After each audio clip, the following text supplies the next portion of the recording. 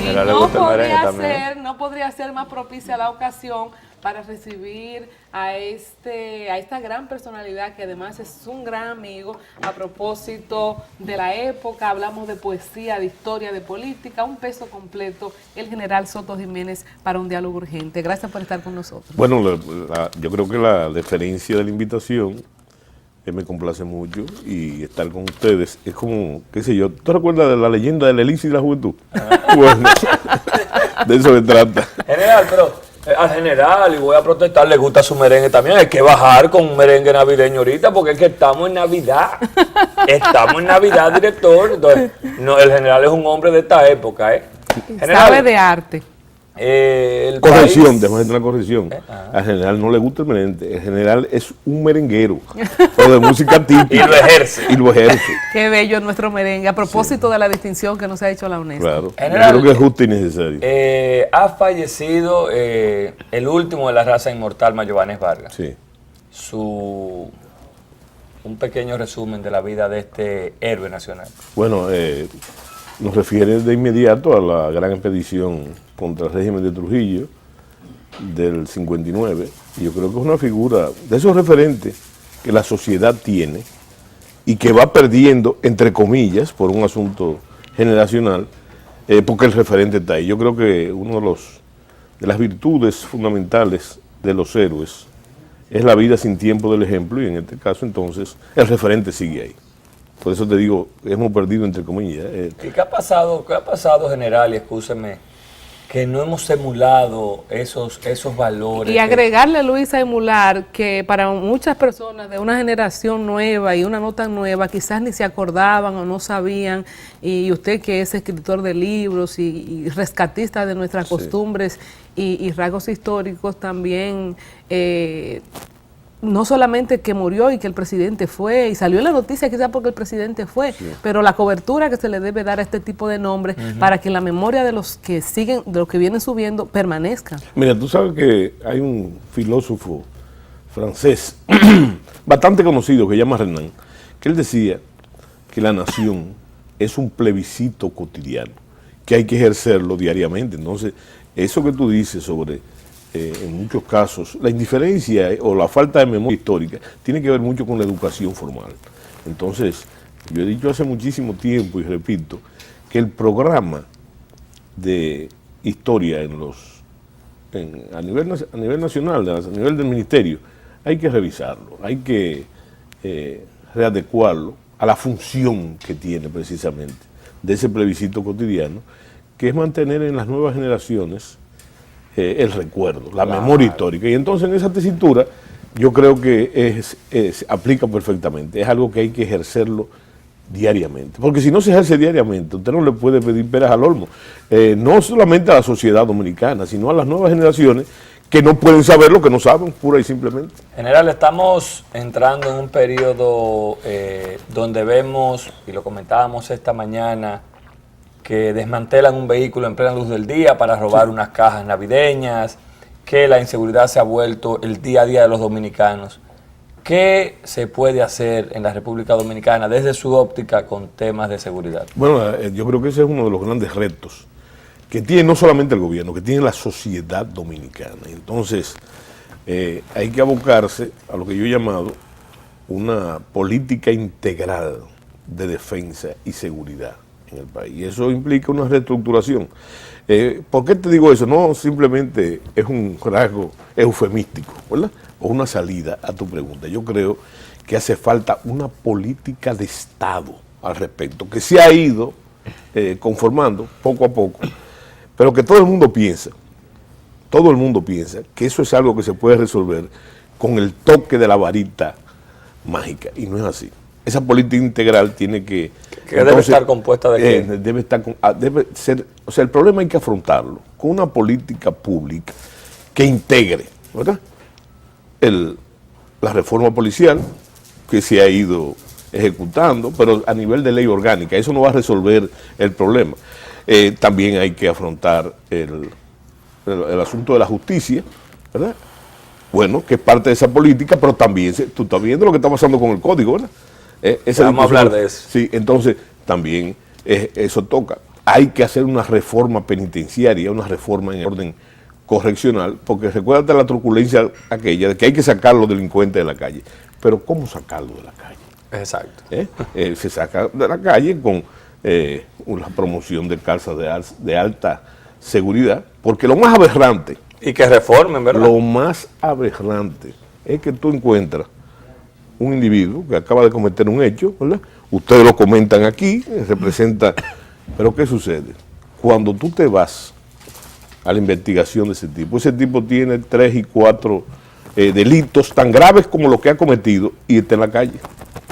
Entonces eso atañe aquí, a esa política que yo te digo. Yo creo que hay que conformar, y yo creo que existe. General, pero se acaba de hablar de una reforma a la ley policial. Sí. O sea, que esta reforma que Es que usted eso no- está planteando, sí. cuando hablamos de reforma, no estamos hablando necesariamente de revisar una ley. ¿A qué usted se refiere? No, es que fíjate, es que no, eso no resuelve el problema. Ahí es que está. Todo el mundo se va, y de forma lógica, se va el problema de la policía, ¿verdad? Es que la reforma policial no resolverá el problema.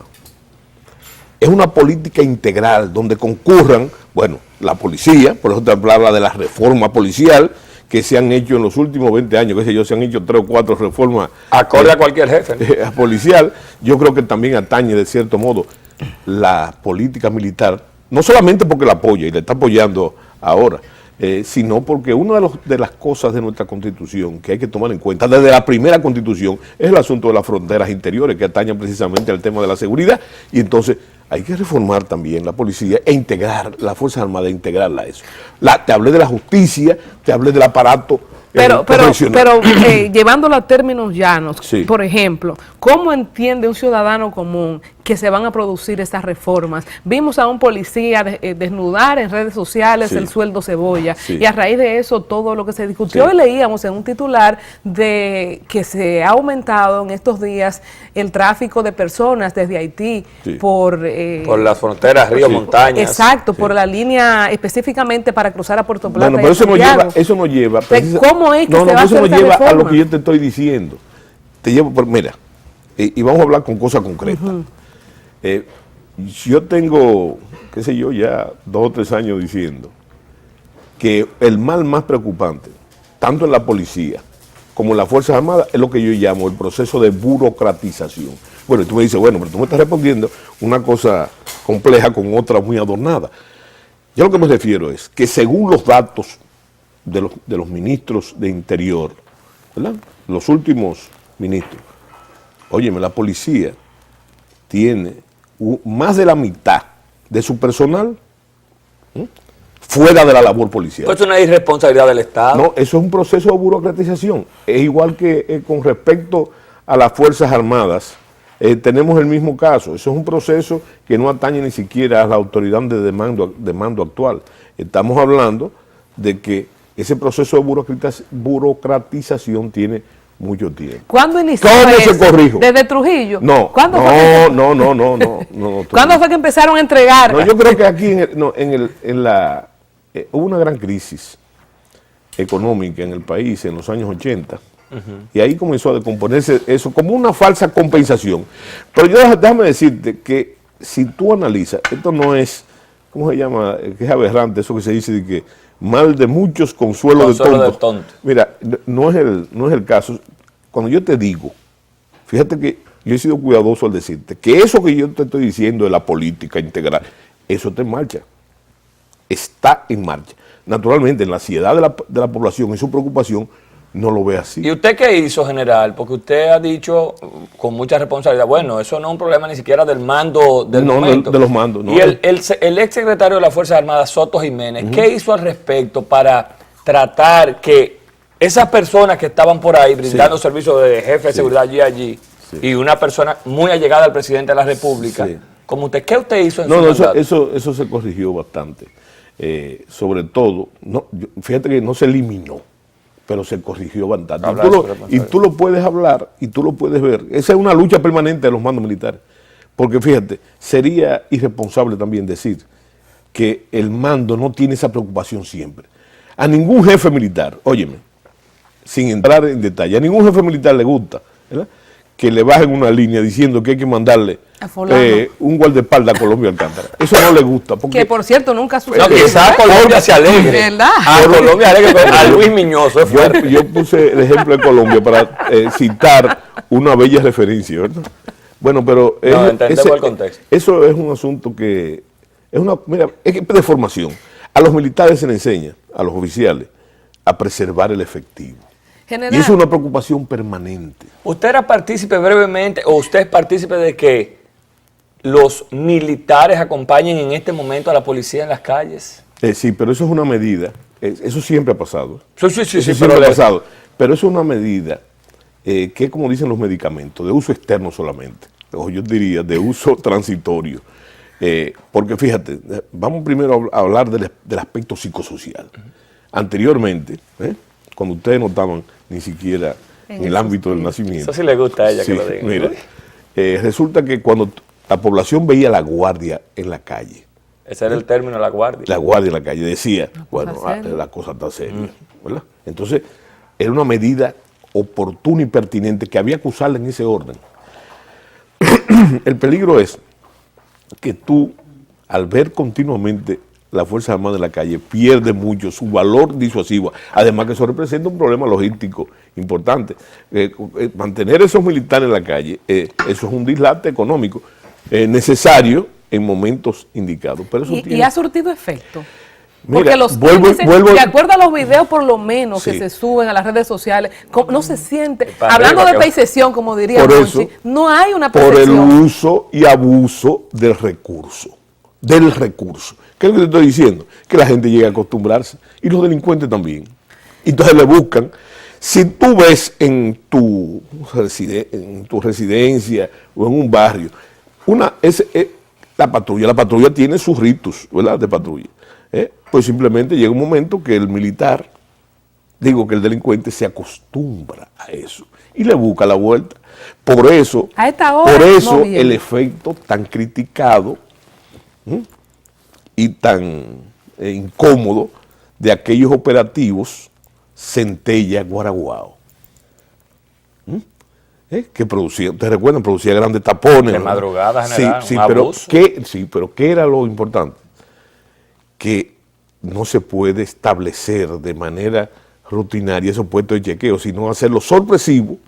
Pero general, sorpresivo, pero teníamos un jefe de operaciones en la dirección de droga que daba las rutas. Bueno, lo extraditaron y ya volvió. Entonces, ¿cómo se controla esa parte? Pero imagínate, tú hablaste de una eventualidad que eso no solamente ¿Cómo ustedes controlan? Ustedes los militares, ¿cómo controlan esa parte? Pero no solamente nosotros, y ustedes también como ciudadanos, ¿verdad? Porque es parte de la decomposición. Claro. Porque los militares y los policías son suizos, son dominicanos y no escapan a las expectativas de la problemática. Pero óyeme, eso crea la misma distorsión en República Dominicana, en Estados Unidos, en Siria, en Rusia y donde quiera. General, hablando de seguridad, el Código Procesal Penal es un eslabón importante en esa parte. Ahora vemos que por un tema el código vuelve a estar paralizado.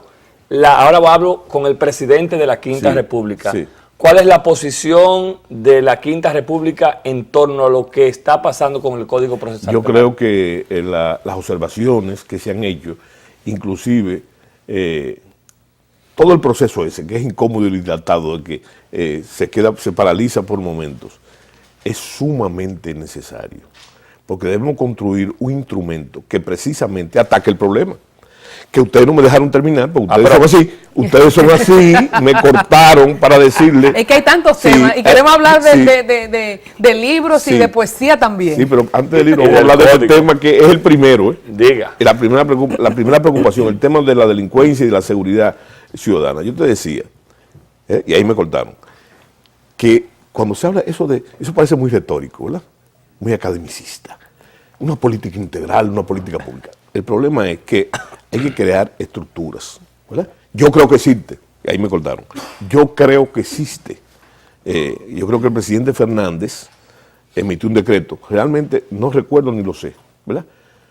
Pero vale la respuesta, vale la pregunta también. ¿Qué es el Consejo de Seguridad? El Consejo de Seguridad. ¿Para qué? Para que eso que es tan etéreo se concrete ¿verdad? En un Consejo de Seguridad donde estén representados, ¿verdad? No solamente lo que te mencioné de la justicia, la policía, las Fuerzas Armadas, el DNI, el DNCD, no, otros que coadyuvan a ese apoyo. En la práctica se ha hecho, ¿verdad? Porque tú ves un Ministerio de Obras Públicas, por ejemplo, que está a cargo de la seguridad vial, y pone esos recursos. Yo creo que es una salida inteligente para el sostenimiento, sobre todo logístico, y lo están haciendo muy bien. Pero se necesita articular. Si no existe, hay que crearlo. Ese Consejo de Seguridad. Y otra de las respuestas, que es bastante técnica también, yo lo he dicho, es más, lo voy a proponer entonces ahora formalmente en un documento, es la creación de una cuarta fuerza, ¿verdad?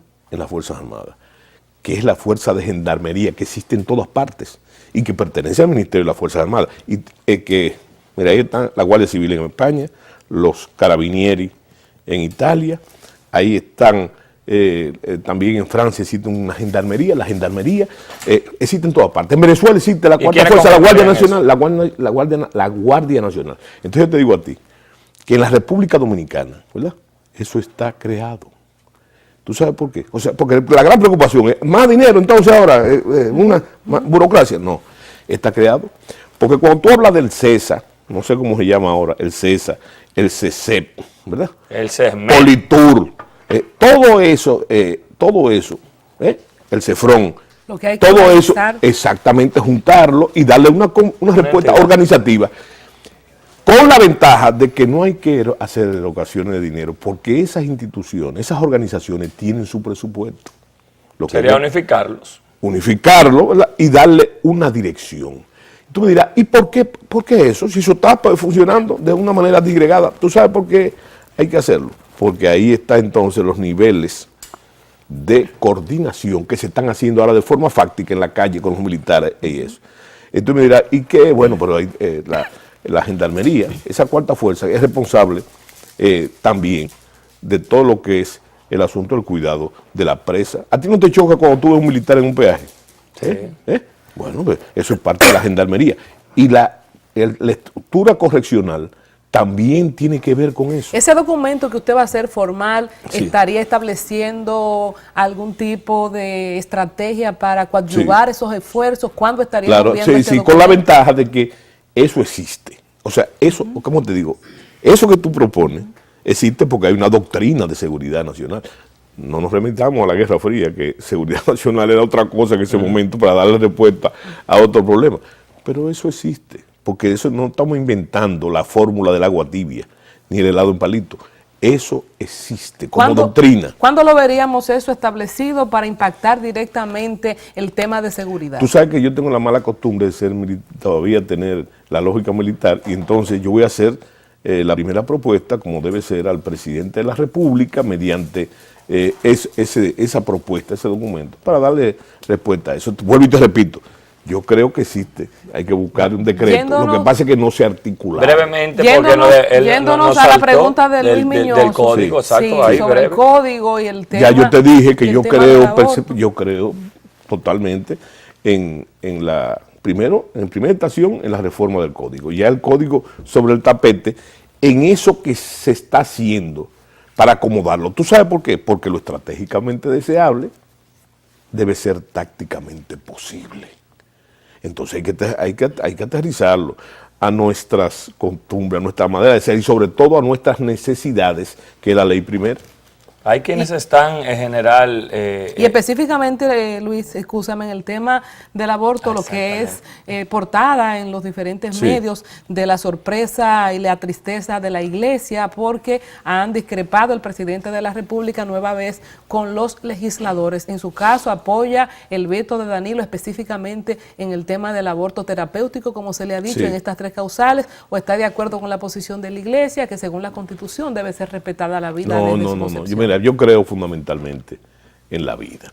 Y no lo digo para hacerme simpático con esto. Yo creo en la vida, pero fíjate, ese tema, que no es un tema exclusivo de nosotros, del aborto terapéutico, es más, yo no le llamara aborto en el sentido real de la palabra. Yo pienso también que apoyar el aborto terapéutico es apostar por la vida también. Claro. Y más allá. de la vida de muchas personas. De la vida de quienes dan Mira, la vida. problema de salud, déjame darte un detalle interesante. Antes de que se corrigiera, creo que fue en la administración de Giuliani como alcalde, que se empezó a cuantificar el efecto de la paternidad irresponsable de los hijos de los drogadictos, de los hijos de los delincuentes, y cómo impactaba eso en la delincuencia. ¿Verdad? Tú sabes que en este país hay un problema serio. Ustedes, las nuevas generaciones y los comunicadores tienen que afrontar. Aquí es el único país que yo conozco donde el hecho de que te digan teórico es un insulto grave. El que le dicen teórico, el que le dicen aquí, al que le dicen teórico. Hasta Duarte le han dicho teórico. Oye, el que le dicen teórico y no pelea en este país, mira, no va a pelear nunca, ¿verdad? Entonces tenemos que, es que es importante articular esta cosa. No lo podemos dejar ir de aquí sin hablar un poquito de en qué va la Quinta República y la búsqueda de su reconocimiento. No, fíjate, nosotros estamos ahora, en este momento, acabamos de hacer una asamblea a nivel de la Dirección Nacional, porque estamos reestructurando la Dirección General, Nacional, lo que es... porque así fue que el compañero, por eso fue que vino con los gemelos, buscando un puesto ahí de comité político. No, el asunto es pura y simplemente de que después de un proceso electoral se produce un desajuste eso ocurre, es un símil con la táctica. Después de una batalla viene un proceso de recomposición y nosotros estamos en eso, porque el país entero también, de una forma subrepticia, vamos a llamarle así, está en un proceso de recomposición de fuerza. Pero ese proceso es en busca del reconocimiento. Sí, pero fíjate, hay que plantear, y se planteó también, hay que plantear nuevas fórmulas, hay que buscar una vía expedita para el reconocimiento, pero no es tiempo todavía. Y general, ese proceso, y usted sabe, yo no quiero tirar una cosa así, pero ese proceso no se puede ver pausado si al general lo sacan como embajador, como está sonando. No, mira, tú sabes que yo tengo... que para Taiwán.